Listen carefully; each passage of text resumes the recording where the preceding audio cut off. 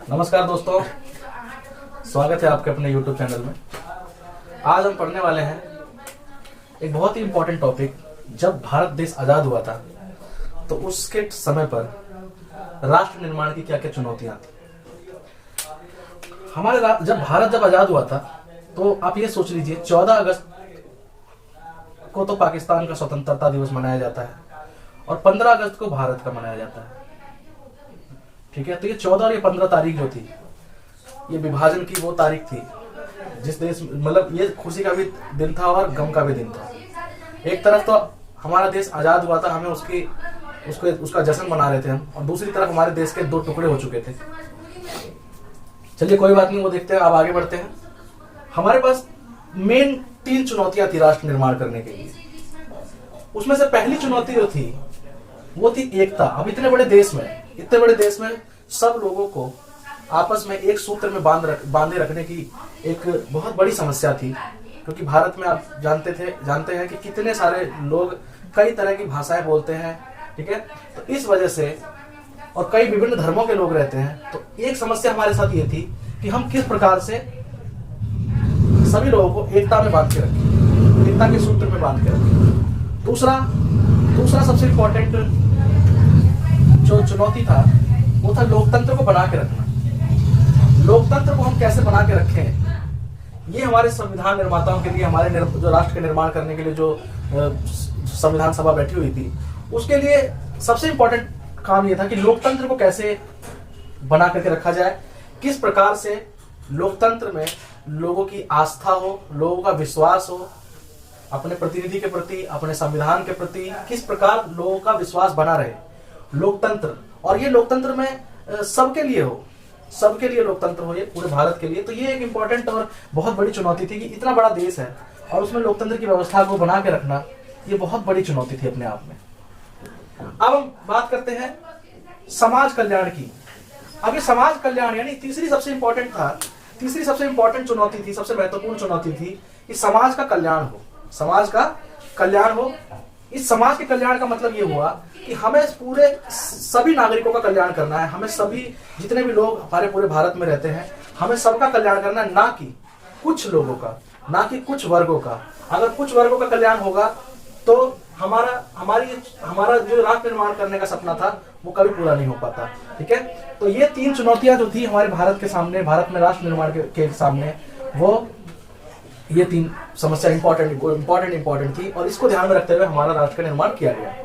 अब देखते हैं, जब भारत का विभाजन हुआ तो विभाजन में ये मान लीजिए कि जो मुस्लिम लीग जो था वो यह चाहता था कि जितने भी मुस्लिम बहुसंख्यक इलाके हैं उसके लिए एक अलग देश बना दिया जाए, जिसका नाम पाकिस्तान कहा गया। यानी कि द्विराष्ट्र सिद्धांत दिया मुस्लिम लीग के जिन्ना ने, यानी कि 2 नेशन थ्योरी दिया। ठीक है, अब विभाजन की जो प्रक्रिया थी, उस विभाजन की जो प्रक्रिया है वो बहुत ही जटिल थी। देखने में बहुत आसान लगा कि भैया कह दिया कि भाई जितने मुस्लिम बहुल इलाके हैं वो सीधा पाकिस्तान में चले जाएंगे। लेकिन विभाजन की प्रक्रिया इतनी आसान नहीं थी, क्योंकि पूरे भारत में ऐसी कोई जगह ऐसी नहीं थी कि जहां पे मुस्लिम और हिंदू ना रहते हों और भी अन्य धर्म के लोग ना रहते हों। कई ऐसी जगहें थी जहां पे मुस्लिम ज्यादा थे और हिंदू कम थे, और जहां हिंदू ज्यादा थे और मुस्लिम कम थे। तो कुछ ऐसे लोगों को भी ध्यान में रखना था हमें। तो विभाजन की प्रक्रिया में ये एक इम्पोर्टेंट था। और एक और चीज इम्पोर्टेंट ये थी कि भाई सारे मुस्लिम इसके खिलाफ, मतलब इसके सपोर्ट में नहीं थे। खान अब्दुल गफ्फार खान जो थे, ठीक है, जो थे वो पश्चिमी पाकिस्तान है जो, वहां के एक बहुत बड़े नेता थे और वो गांधीवादी थे। और उन्होंने इस 2 नेशन थ्योरी की बहुत ज्यादा विरोध किया, 2 नेशन थ्योरी का बहुत ज्यादा विरोध किया। तो उनकी बातों को अनदेखा कर दिया गया और इस प्रकार से उन्होंने देखा, संविधान निर्माताओं ने, राष्ट्र निर्माण करने वालों ने, कि भाई जो बहुल इलाका है, मुस्लिम बहुल इलाका, वो 2 तरफ पड़ता है। एक पड़ता है पूर्व में जो कि बांग्लादेश था, और एक पड़ता है आपका पश्चिमी पाकिस्तान, ठीक है, जो अभी पाकिस्तान है। तो पूर्वी पाकिस्तान और पश्चिमी पाकिस्तान, और सबसे इंपॉर्टेंट ये था कि भैया अब ये इतना आसान नहीं था बंटवारा करना, क्योंकि एक हिस्सा इधर है, एक हिस्सा इधर है, या तो कोई ऐसा तरीका नहीं था कि इन दोनों को एक जगह पे ले आया जाए, एक जगह पे ले आया जाए। तो इतना जटिल था विभाजन की प्रक्रिया, ठीक है। और कई ऐसी जगह थी जहां पर जो पश्चिमी पाकिस्तान में पड़ गया, और वहां पर गैर मुस्लिम ज्यादा थे, तो उन लोगों के लिए बहुत ही बड़ी समस्या आ गई। और कुछ हिस्सा ऐसा था जो हमारे इस तरफ था और वहां पे मुसलमान ज्यादा थे, तो उनके लिए बहुत ही अजीब घड़ी आ गई उनके लिए, क्योंकि उनको एकदम आजादी के टाइम तक भी नहीं पता था कि वो अपने देश में रहेंगे या फिर नहीं रहेंगे। यानी जिसमें वहां पे उनके दादा परदादा पुश्तैनी जमीन थी, उस देश में अब उनको कुछ ही घंटे के अंदर यह तय करना था कि वो पाकिस्तान में रहें कि हिंदुस्तान में रहें। उनको कुछ खुद भी नहीं पता था कि मेरा हिस्सा पाकिस्तान में पड़ जाएगा या फिर हिंदुस्तान में पड़ जाएगा, ठीक है। तो बहुत ही ज्यादा समस्या थी। उसके बाद जब विभाजन किसी प्रकार से हुआ, इतनी मुश्किलों के बाद जब विभाजन हुआ, तो उसके परिणाम देखिए कितने भयानक थे।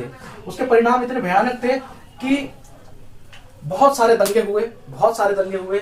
जो कल तक हमारे आस पड़ोस में रहते थे, वो अब गैर मजहबी हो गए। बहुत सारे इलाके ऐसे थे जहां पर जो मुस्लिम इलाके थे, वहां पे हिंदुओं ने जाना बंद कर दिया, सिख ने जाना बंद कर दिया, और कई ऐसे हिंदू इलाके थे जहां पे मुसलमानों ने जाना बंद कर दिया। तो एक दूसरे से बोलना बंद कर दिया, एक दूसरे के प्रति नफरत की भावना पैदा हो गई। तो विभाजन के परिणाम बहुत ही खतरनाक थे। कई ऐसे बिजनेसमैन थे, कई ऐसे व्यापारी थे जिनका बड़ा कारोबार एकदम तबाह हो गया, ठीक है। तो इस प्रकार से ये विभाजन वाला जो पोर्शन है, विभाजन वाला जो भाग है, ये भी हमारे लिए बहुत बड़ी चुनौती लेकर सामने आया, ठीक है। अब हम बात करते हैं रजवाड़ों के बारे में। ब्रिटिश इंडिया में उस समय दो प्रकार की जो शासन व्यवस्था चलती थी। एक तो ब्रिटिश इंडिया थी और एक था ब्रिटिश इंडिया, जिसके जो रजवाड़े थे वो ब्रिटिश के अंडर में थे, पर शासन वो राजाओं का था। तो अब वो जब ब्रिटिश इंडिया जब आजाद करके गई भारत को जब आजाद करके गई, तो वो ये बता के गई कि भाई रजवाड़ों का जो विलय होगा, रजवाड़ों का जो राजा महाराजा जो शासन करते थे, वो उनके ऊपर छोड़ दिया जाए कि भाई वो चाहे पाकिस्तान में जाए चाहे वो हिंदुस्तान में जाए, ठीक है, उनकी मर्जी पर रहने दिया जाए। लेकिन भारत के निर्माताओं को, भारत के संविधान निर्माताओं को ये बहुत टेंशन हुई, बहुत ज्यादा चिंता हुई कि अगर सारे ऐसे करेंगे तो हमारा जो पूरा देश है, वो पूरा जो देश है वो एकदम टुकड़ों में बढ़ जाएगा। और क्योंकि देखिए 565 रजवाड़े थे उस टाइम पे, 565 रजवाड़े थे। अकेले जो आज उड़ीसा है वहां पे 26 थे, और छत्तीसगढ़ में देखिए 15 थे। अब जब ये बात कह दी गई अंग्रेजों द्वारा, ब्रिटिश के द्वारा, कि भाई रजवाड़ों के अपने ऊपर छोड़ दिया जाए कि वो हिंदुस्तान में मिले या फिर पाकिस्तान में मिले, तो आपने देखा कि जो त्रावणकोर के राजा थे, सबसे पहले त्रावणकोर के राजा थे, उन्होंने विरोध कर दिया कि हमें अलग रहना है। भोपाल के नवाब संविधान सभा में ही नहीं आए। तो इस प्रकार से बहुत सारे, तो फिर भी लंबे संघर्ष के बाद, बहुत समय बाद, मतलब बहुत मानने मनाने पर सरदार पटेल ने बहुत ही अहम भूमिका निभाई। जो हमारे पहले गृह मंत्री थे सरदार पटेल ने इतनी अच्छी भूमिका निभाई कि इसमें से बहुत सारे रियासतों को, ज्यादातर रियासतों को उन्होंने मना लिया भारत में मिलने पर, ठीक है। लेकिन आप देखिए इसमें एक हैदराबाद का बड़ा पेच आया कि जो हैदराबाद का जो रजवाड़ा था वो बहुत ही ज्यादा अमीर था, बहुत ही ज्यादा वो था। अच्छा, एक चीज है जो ब्रिटिश इंडिया ने इनके ऊपर छोड़ा था, रजवाड़ों के ऊपर, कि हिंदुस्तान में जाएंगे पाकिस्तान में जाए, वो राजाओं के ऊपर छोड़ा था, ना कि वहां की जनता के ऊपर। तो राजाओं के ऊपर छोड़ा था, फैसला राजा को करना था, ठीक है। अब हैदराबाद के जो शासक होते थे उसे निजाम के नाम से जाना जाता था, और उस हैदराबाद का जो निजाम था वो बहुत ही ज्यादा विश्व के प्रसिद्ध अमीरों में था, ठीक है। उसने सबसे पहले भारत सरकार से 1 साल का एक्सटेंशन ले लिया। भाई 1 साल तक हमें जैसे हैं यथास्थिति, जैसे हम हैं वैसे ही हमें रहने दिया जाए, लेकिन उसके बाद वहां की जो लोग थे उन्होंने राजा के खिलाफ यानी निजाम के खिलाफ आंदोलन शुरू कर दिया। आंदोलन शुरू करने के बाद क्या हुआ कि 1948 में भारतीय सेना वहां पे पहुंची, और भारतीय सेना जब वहां पे पहुंची तो वहां के जो सैनिक थे उन सबको आत्मसमर्पण करना पड़ गया भारतीय सेना के सामने, और निजाम को भी आत्मसमर्पण करना पड़ गया, और इस प्रकार से हैदराबाद भारत में शामिल हो गया। अब मणिपुर के जो राजा थे बोध चंद्र सिंह जो थे, उन्होंने भी भारत में काफी समय के बाद तो भारत में शामिल हुए 1948 में। और एक और इम्पोर्टेंट पॉइंट ये है कि पहली बार वयस्क मताधिकार, सार्वभौमिक वयस्क मताधिकार का जो प्रणाली थी वो यहाँ पे ही लगी थी 1948 में, मणिपुर में ही 1948 में लगी थी। अब आता है मतलब पहली बार चुनाव हुए थे 1948 में मणिपुर के अंदर, वो भी सार्वभौमिक व्यस्त मताधिकार के प्रोसेस से, ठीक है, जो आज हम वोट देते हैं वो पहली बार यहाँ पे हुआ था। अब एक और समस्या थी राज्यों का पुनर्गठन। अब राज्यों का पुनर्गठन जो था 1920 में अंग्रेजों ने जो राज्य बनाए थे, जो स्टेट बनाए थे, वो उन्होंने अपनी सहूलियत के हिसाब से बनाए थे कि भाई उनको जैसा लगता था, जिस राजा के जितने हिस्से में जमीन पड़ती थी वो वहां वो बाउंड्री काट देते थे। उनका कोई ऐसा प्रोसेस नहीं था जिसमें कि वो लोगों को देखे, चाहे वो भाषा हो चाहे वो किसी संस्कृति के बेस पे। उन्होंने बस अपने फायदे के हिसाब से जैसे जैसे करके उल्टा सीधा बाउंड्री काट के राज्य बना दिए छोटे छोटे।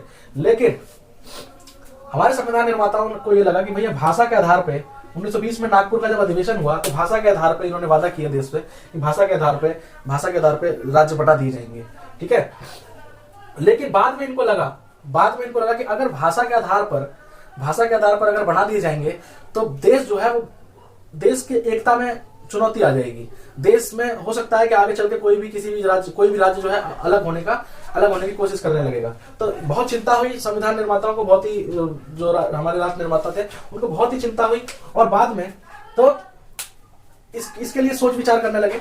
तो लेकिन क्या हुआ कि 1952 में पहली बार आंध्र प्रदेश बनाया गया। वो इसलिए बनाया गया, वो भाषा के आधार पर बनाना पड़ गया उनको, क्योंकि जो पोट्टी श्री रामुलु जो थे वो गांधीवादी थे कट्टर, और उन्होंने एकदम भूख हड़ताल कर दी, एकदम आमरण अनशन पर बैठ गए कि भैया हमें भाषा के आधार पे हमारा राज्य होना चाहिए। इस प्रकार से बैठे। 56 दिन के बाद इनकी मृत्यु हो गई, पोट्टी श्री रामुलु की। और जब इनकी मृत्यु हो गई तो एक भारत सरकार के प्रधानमंत्री को 1952 में आंध्र प्रदेश को राज्य का दर्जा देना पड़ा भाषा के आधार पर, ठीक है। 1953 में राज्य पुनर्गठन आयोग बनाया गया, जो कि ये तय करेगा कि भैया ये भाषा के आधार पर होना चाहिए कि नहीं होना चाहिए। और बाद में 1953 में यही हुआ कि भैया भाषा के आधार पर होना चाहिए। 1956 में राज्य पुनर्गठन अधिनियम पास हुआ और उसमें भाषा के आधार पर राज्यों का निर्माण शुरू हुआ। तो जब भारत में टोटल स्टार्टिंग में कितने राज्य बने? 14 राज्य और 6 केंद्र शासित प्रदेश। जब भारत में जब पहली बार राज्यों का पुनर्गठन हुआ तो 14 राज्य थे और 6 केंद्र शासित प्रदेश थे। तो इसी के साथ मैंने आपको ये पूरा टॉपिक समझाया। और इसमें अगर आपको कहीं भी कोई और भी कुछ पूछना है तो आप कमेंट में कर सकते हैं, अपने सवाल पूछ सकते हैं। धन्यवाद दोस्तों, लाइक एंड शेयर जरूर करिए।